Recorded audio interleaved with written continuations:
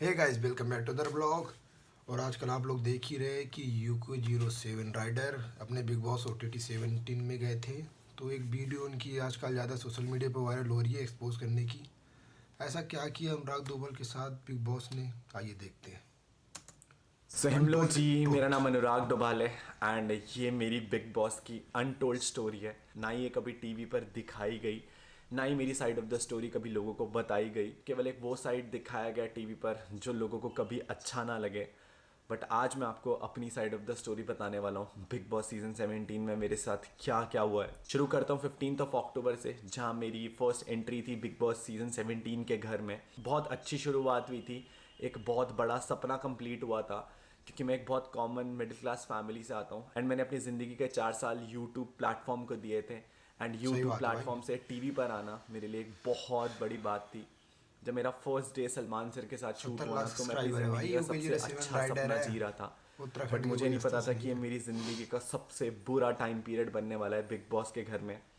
Show शुरू हुआ, मेरी एंट्री हुई, सब कुछ अच्छा लग रहा था। जब बिग बॉस में जा रहा था ना, तो सब लोगों ने मुझे एक ही चीज़ कही थी कि अनुराग, ये एक रियलिटी शो है एंड जैसा तू है ना वैसे ही शो के अंदर रहना। तो मेरा माइंडसेट यही था कि जैसा मैं हूँ ना, मैं वैसा ही शो के अंदर रहूँगा। मैं अपने आप को टीवी के लिए बिल्कुल भी चेंज नहीं करूँगा। एंड मैंने शायद वही करा और मैंने बहुत कुछ करा, लेकिन वो साइड ऑफ द स्टोरी कभी टीवी पर दिखी ही नहीं। 24/7 की जो लाइव फीड थी उसमें मेरे घर वाले बैठे रहते थे। ये सब चीज़ें मैं आपको इसलिए बता पा रहा हूँ क्योंकि मैंने सारे एपिसोड्स देखे हैं, सारी लाइव फीड देखी है। पहला और दूसरा वीकेंड का वार जैसे ही कंप्लीट हुआ, मुझे एक फीडबैक आया कि भाई तुम कुछ कर नहीं रहे हो शो में। मेरा नाम भी शायद सबसे लास्ट में लिया गया, तो मुझे ना उस चीज़ का बहुत दुख हुआ कि मैंने अपने एंड से 100% दिया बट कहीं मेरा नाम ही नहीं लिया। शुरू के एक हफ्ते में ना मेरी एक बहुत बड़ी लड़ाई भी हुई थी घर में, जहाँ पर अंकिता जी ने ये चीज़ बोली थी कि तुम लोगों को ना टीवी पे हमारी वजह से दिखाया जा रहा है, बिग बॉस हमारा शो है। इस पूरी लड़ाई में मेरा केवल एक ही मुद्दा था कि इस प्लेटफॉर्म पर सब लोग अपनी मेहनत करके पहुंचे हैं, सबने अपनी जिंदगी में कुछ ना कुछ तो करा ही था, तभी वो इस प्लेटफॉर्म के लिए डिजर्विंग थे। एंड शुरू के हफ्ते में मुझे जहां जो बोलना सही लगता था मैंने वही चीजें बोली हैं, बट मुझे कहीं ना कहीं ऐसे लगता था कि इस बारी का बिग बॉस सीजन 17 बायस था। तो केवल उन्होंने उन्हीं लोगों को दिखाया जिनसे उसे, तो शो ने केवल उन्हीं लोगों को दिखाया जो उनके फेवरेट थे और उनसे उन्हें फ्यूचर में कुछ फायदा हो सकता था। बट मैं शो में ना गाइस अपनी पता है, कुछ बिग ना कुछ बॉस ना इस डिग्निटी टाइम लेकर पर के गया जितने था। तो यूट्यूबर मैंने सब उन्हीं फर्स्ट को हफ्ते में बुला एक रहे हैं। बात बोली थी कि ये लोग हमें इसका केवल मतलब समझ रहे हो ना। एंटरटेनर दिखाएंगे, एज अ विनर कभी नहीं पॉपुलैरिटी दिखाएंगे। चाहिए भाई एंड बिग वो बॉस को, बात और कुछ एंडिंग नहीं। तक आकर के सही साबित हो गई। जैसे ही अभी कुछ दूसरा दिन हफ्ता पहले शुरू हुआ, यूपी वो मैंने क्वेश्चन अखिलेश रेज यादव करा था आए कि थे, क्या बुरा बिग इंसान बॉस थे। सीजन और 17 अब एक कपल शो है? अभी तक मैं बिग बॉस के जितने भी सीजन देखते हुए आया था ना, उन सब में जो रिश्ते बने थे ना, वो कहीं ना कहीं ऑर्गेनिकली बने थे। चाहे आप शहनाज गिल और सिद्धार्थ शुक्ला का ले लो या और भी कोई कपल्स ले लो, उन सब का एक ऑर्गेनिक रिलेशनशिप बना था। बट इस बारी शो को ये लगा कि कहीं ना कहीं वो एंगल हम लोग ठूस देते हैं एंड जबरदस्ती घर में वो एक लव एंगल की मुहिम चलनी शुरू हो गई थी। तो उस चीज़ पे मैंने एक शब्द बोल दिया था कि क्या ये कपल शो है। उस चीज़ को लेकर के बिग बॉस ने मुझे चौक में बुला करके बहुत लताड़ लगाई। मैं ना उस घर में बहुत अकेला पड़ गया था, ये बात सबको फील हो रही थी, बट मैं एक अकेला बंदा था जिसने ये बात स्टार्टिंग में उठाई थी कि बिग बॉस ना केवल कुछ ही लोगों को फेवर कर रहा है एंड ये स्पेशली तो वो गलत कपल बात है यार बिग फॉर्मेट। बॉस की बाकी आपकी। लोगों को भी ये चीज़ फील होती थी बट किसी ने सलमान मुंह खान पर की तो आकर के गलत बात बोला है, नहीं। मैं तो। मुझे जो चीज़ फील हुई मैंने उस टाइम पर बोल दी। मुझे एक पॉइंट पर लगा कि यार मैंने कहीं ना कहीं एक गलत चीज़ बोल दी है, कि कहीं ना कहीं बिग बॉस को ये चीज़ पसंद नहीं आई। एंड उस दिन से बिग बॉस वर्सेस मी शुरू हो चुका था और हफ्ते बीतते गए, बहुत सारी चीज़ें और भी हुई। वो मेरा फर्स्ट पॉइंट। आज जो लोग मुझे देख पा रहे हैं ना, वो कहीं ना कहीं मेरे कमाए हुए लोग थे। एंड मैं जब बिग बॉस में पहुंचा था ना, एंड ब्रोसेना मेरे लिए वो लोग थे जिन्होंने मुझे अनुराग डोभाल से बाबू भैया बनाया था। वो लड़का जो महीने के 300 रुपए कमाता था, एक नॉर्मल मोबाइल की स्क्रीन में आता था, उसे टीवी तक पहुंचाया था। तो उन लोगों का मजाक मैं नेशनल टेलीविजन पे नहीं सुन सकता था।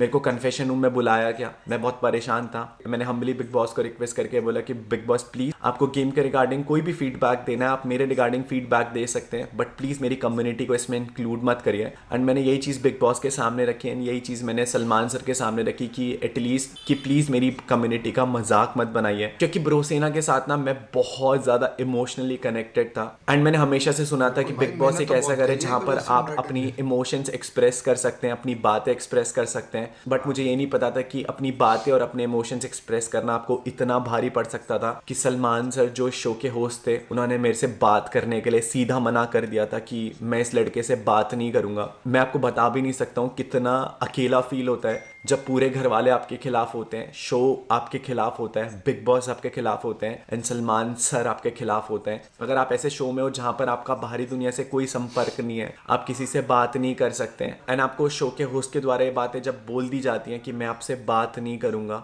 बहुत अकेला फील हुआ उस दिन। मैंने कहा यार मैंने ऐसा क्या ही कर दिया, मैं बस अपने लोगों का स्टैंड ले रहा था, मैं एक रेपुटेशन के साथ अंदर गया था, मैं बस अपनी सेल्फ रेपुटेशन, अपने ब्रोसेना की, अपने माँ बाप की सेल्फ रेपुटेशन की भीख मांग रहा था कि आपको कोई भी फीडबैक देना है आप मुझे वो फीडबैक दे दें, बट मेरी ब्रोसेना का मजाक ना बनाए। मैं बिग बॉस के लिए ऐसी चीजें एक्सपोज करने वाला हूँ जो चीजें कभी मेरी साइड से टेलीविजन पे दिखाई नहीं गई। आपको याद होगा अंकिता जी और विक्की भाई की मम्मियों को उस शो पर बुलाया था, तो उनको ना एक्टिविटी एरिया में बुलाया था और पूरे घर वालों को ये बात पता ही नहीं चली थी। जब वो दोनों एक्टिविटी एरिया से बाहर आ गए थे ना, तो उन्होंने भी नहीं बताया कि हमारी मम्मियों से, घर वालों से बात हो गई थी। मैं शो पर जितना परेशान चल रहा था ना, मेरे को यह था यार काश मेरे घर वालों को भी बुला देते तो मुझे कहीं ना कहीं वो मोटिवेशन मिल जाता, क्योंकि मैं हर दिन उस शो में डिप्रेस ही होता चले जा रहा था। सलमान सर मेरे से नाराज थे, बॉस मेरे को हर एक चीज पे टोक रहे थे, कहीं बिग बॉस मेरे को हर एक चीज पे टोक रहे थे। एंड यहाँ पर आता है पहला हाफ इन्फॉर्मेशन का इंसिडेंट जो कभी ऑन एयर हुआ ही नहीं। बिग बॉस ने मेरे से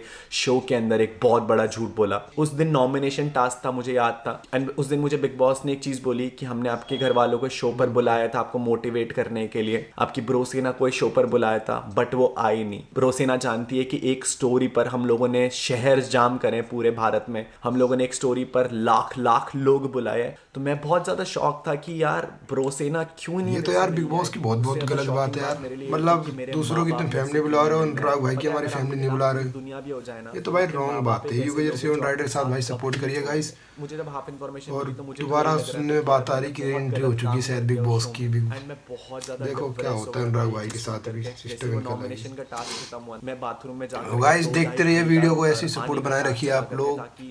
चैनल को लाइक सब्सक्राइब जरूर कर लीजिए। मिलते हैं नेक्स्ट ब्लॉग में, सी यू।